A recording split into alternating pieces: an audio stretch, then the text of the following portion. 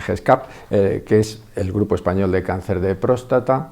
Para ponerte en antecedentes, en el año 2010 se instaura este grupo y lo que trata de hacer, su objetivo principal es realizar un estudio de incidencia del cáncer de próstata en el país. En el conjunto del país realmente fueron 24 centros en 14 comunidades autónomas. Obtenemos en el año 2010 una fotografía del cáncer de próstata, en la cual te resumo que se diagnostican aproximadamente en España unos 22.000 nuevos casos de cáncer de próstata en la población, lo que supone en relación a la población europea 88 por 100.000 nuevos casos. Es el primer registro nacional importante que tenemos de cáncer de próstata. Y lo que se ha debatido en el Congreso de Salamanca es qué ha pasado con esos 4.000 pacientes, con unas poquitas pérdidas que hemos tenido, qué ha pasado a lo largo de 3 años.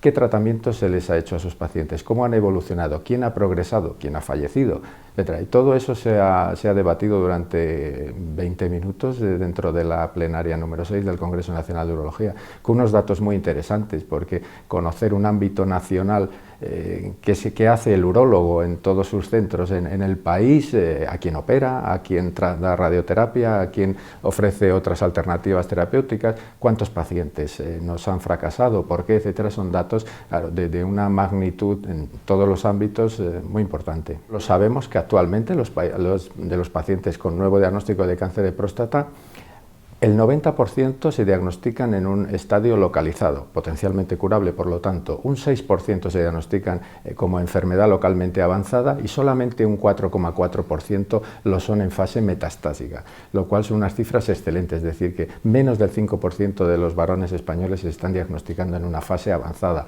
Son cifras superponibles con las mejores series norteamericanas y que está estupendamente desde un punto de vista sanitario.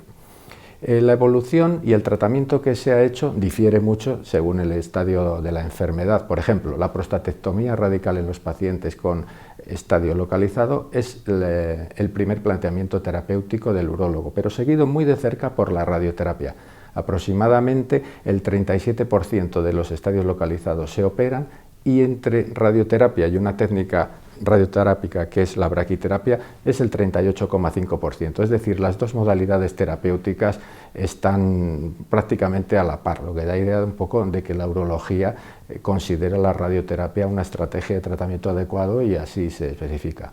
Otro dato interesante que ha salido del registro es cuántos pacientes de los instaurados con tratamiento hormonal han progresado a resistencia a castración. Son finalmente los pacientes que van a morir de la enfermedad. Y en ese dato hay una cifra muy importante. A los 3 años, el seguimiento es a los 3 años, el 19% de los pacientes con bloqueo hormonal han progresado a una fase, digamos que una fase previa a la fase final de la enfermedad, ¿no? De resistencia a la castración.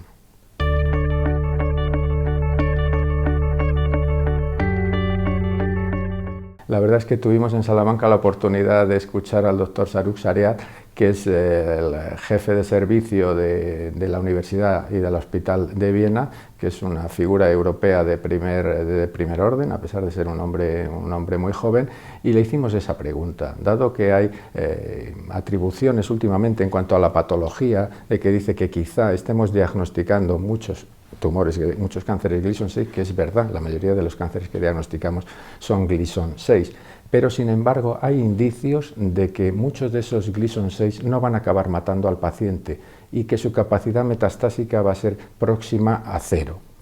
Eso contrasta quizá con la realidad que tenemos todos los urólogos y los médicos que nos encargamos del cáncer de próstata, de que nosotros tenemos pacientes con Gleason 6 que al final la enfermedad sí avanza y finalmente acaba matando al paciente.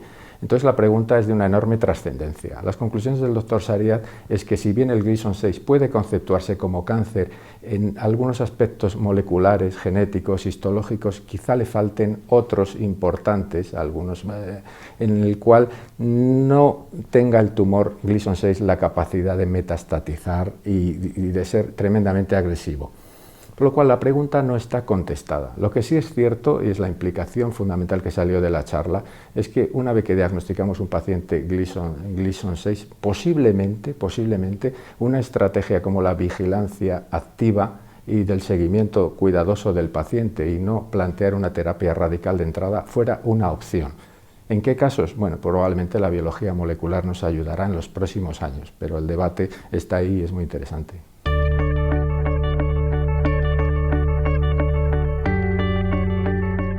cáncer de próstata es nuestro tumor más prevalente y el estadio de resistencia a castración es en los últimos años uno de las estrellas de los congresos, principalmente porque desde el año 2010 han aparecido nuevas moléculas que han demostrado incremento de la supervivencia en un estadio de la enfermedad en el que los que ya tenemos unos años veíamos que los pacientes progresaban demasiado rápido y se moría. Actualmente hay nuevas moléculas muy interesantes que han demostrado, como digo, incremento de la supervivencia, no solo de eso, mejora de calidad de vida, retrasar el tiempo a la evolución de la enfermedad, etc. Han aportado una serie de cosas y eso hace que siempre sea un tema muy candente y muy interesante en los congresos.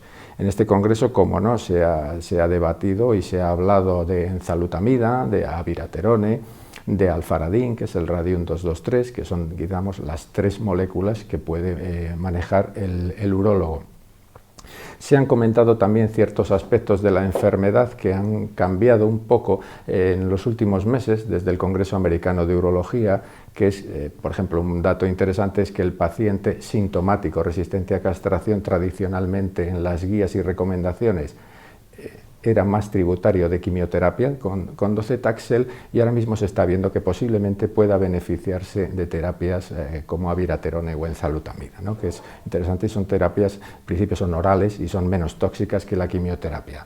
También ha habido aportaciones interesantes en el sentido de que en pacientes con metástasis viscerales, igualmente tradicionalmente subsidiarios de quimioterapia, pues posiblemente un fármaco como enzalutamida ha demostrado buenos resultados y deba ser la primera opción.